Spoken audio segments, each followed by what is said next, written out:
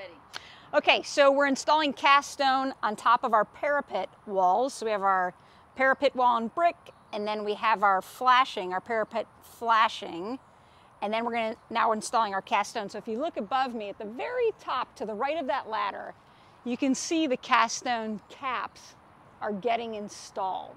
Okay, so the key with the cast stone caps is we don't want the water flowing outside the house because that will stain the brick.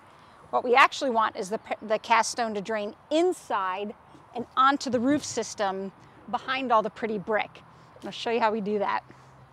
So this is my tape measure, since I forgot my tape measure, but I just literally grabbed a stick, and I can show you right here, the size of this cast stone is this size, okay? It actually gets bigger as we go this way, taller as we go this way.